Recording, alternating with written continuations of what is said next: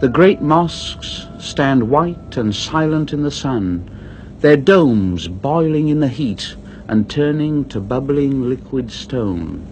Let's go inside one. This is the entrance to the Blue Mosque, one of the most beautiful in the city. The domes tumbling about in a casual cascade.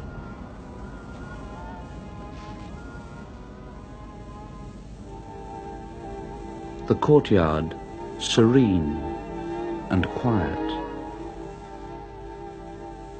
The minarets, dignified and proud.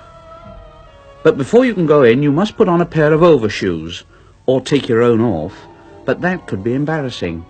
Overshoes are easier, but they're certainly over.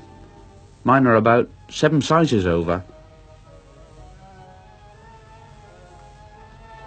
And this is the bowl of the Blue Dome, poised pretty and delicate on these mighty pillars.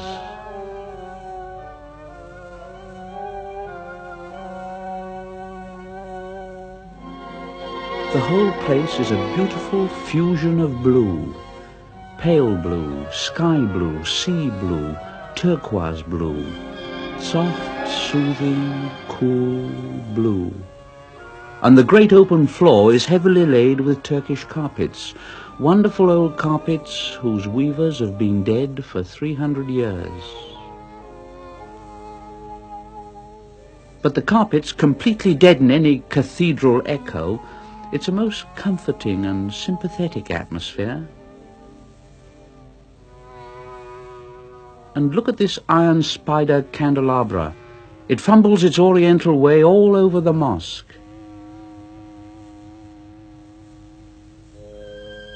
And there's a dear old English grandfather clock. It was presented by Queen Victoria to the Turks. It looks beautifully awkward and English here, but it's still going, and I must be going too. Up to the smart end of the city. That's a large new American hotel, where all the large new Americans like to stay. They've dug themselves a mighty fine pool, and here, for a consideration, and in splendid isolation, you can have a holiday just like the ones you have way back home.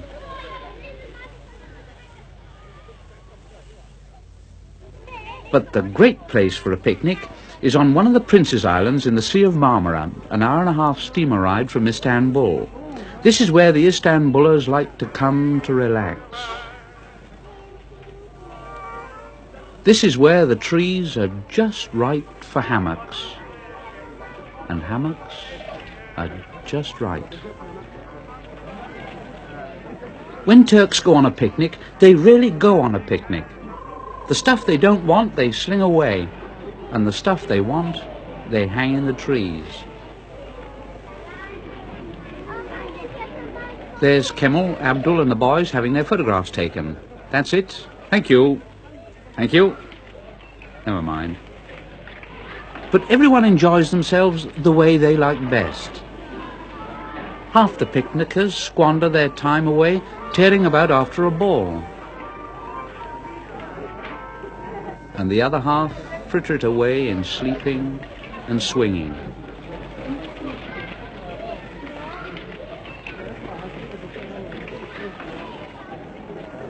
Uh-oh, here's Robin Hood and friend. Your merry men, sire, are dancing on the green. That's the sort of picnic place it is. Somebody starts dancing, and one by one, the others join in. Soon, everybody's at it. Everybody?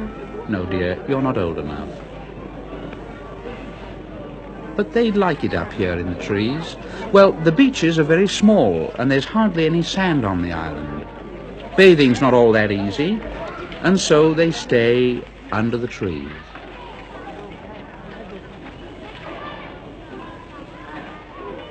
Still, I mustn't stay much longer.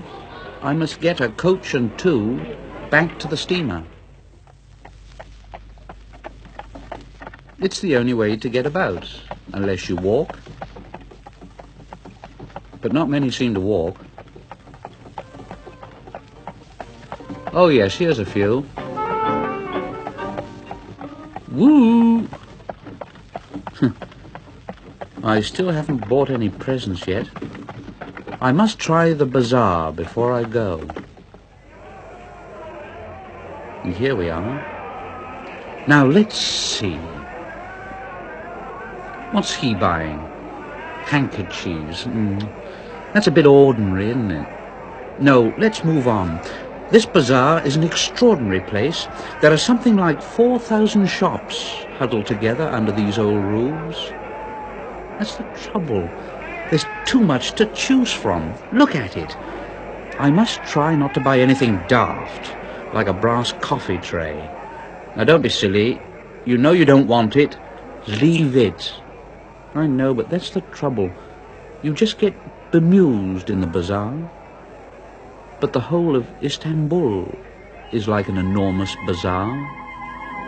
A vigorous, hugger-mugger coral reef. And where in the wide world is there anywhere more grubby, more bewildering, and more beautiful?